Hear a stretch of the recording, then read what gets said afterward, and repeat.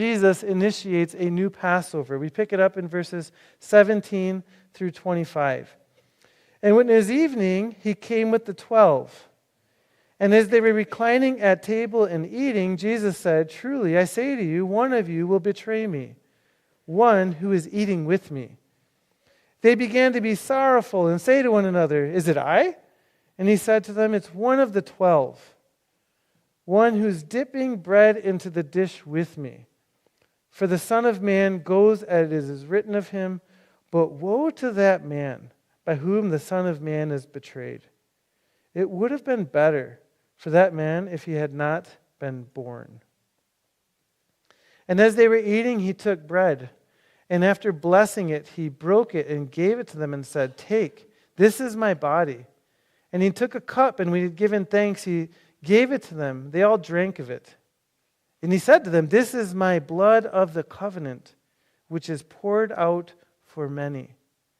Truly I say to you, I will not drink again of the fruit of the vine until that day when I drink it new in the kingdom of God." And so soon after their arrival and into mealtime, we see the initial plan to betray Jesus begin to unfold, and the new Passover that's going to be initiated. Jesus is with his people, the 12, and likely there's others present. And there's hints throughout the story that tell us there's probably others there. It was one of the 12, right? They have a large upper room. You don't need that much space for 12 people. And so likely there's more people present. They're reclining at table, which was the appropriate posture for a formal banquet, especially a Passover feast. The posture itself of reclining at the table was mandated by the Mishnah as a symbol of their freedom from slavery. Originally eaten in haste, they were on the run. Now it was to be eaten in a reclining position as people who were free. And so let's pause for a brief explanation of the meal, because what was crystal clear and obvious to them is far removed from us by both culture and time. And so the Passover meal, as practiced during the time of Jesus, much of it recorded in Mishnah and other Jewish writings, was structured around 4 cups of red wine or warm wine. It seems like it's resembling the blood of a lamb in a sense, right? Each cup of the wine had symbolic meaning, and they related to the Exodus event. When the time came for the Passover Seder to begin, they all took customary positions at the table, reclining. Jesus would have assumed the position of host as the lead rabbi. He would take the position typically assumed by a father in a family context.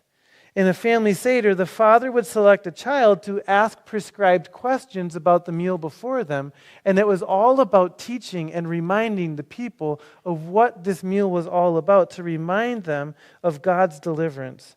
The point was to provide opportunity for teaching of the meal and what it remembered.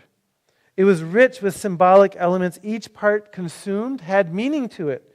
Symbolic meaning combined with teaching. And so when we pick up the story in verse 18, we see that the meal had already begun because they're already eating. And so that means there's things that have already happened that took place already. So it tells us something about where we're at in the Passover meal. The first cup of wine had already been drunk, which they would have started with the first cup of wine, and Jesus would have blessed the wine like he would with every other following cup of wine. And it would have been, there was a customary Jewish blessing such as, "Blessed are you, O Lord our God, King of the universe, who brings forth fruit from the vine."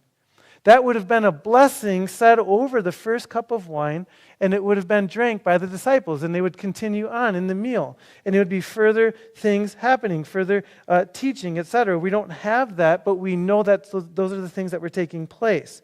Following the first cup, there would have been ritual washing. We know from John chapter 13, verse 4 through 5, that likely this was probably when Jesus washed the disciples' feet during that time of ritual washing.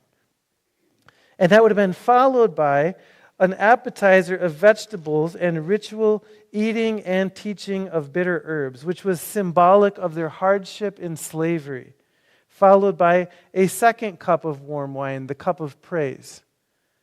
So then it was while they're eating that Jesus interrupted the meal. After they've drank the second cup, before the third cup, that he interrupts the mealtime. Throughout this whole time, he's bestowing new meaning on the rituals that they would normally do. So as they're having the meal, verse 18, he says, "Truly, I say to you, one of you will betray me, one who is eating with me."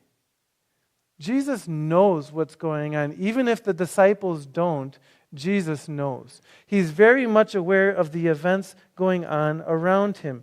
Jesus is the author of this story. He's not simply responding to it.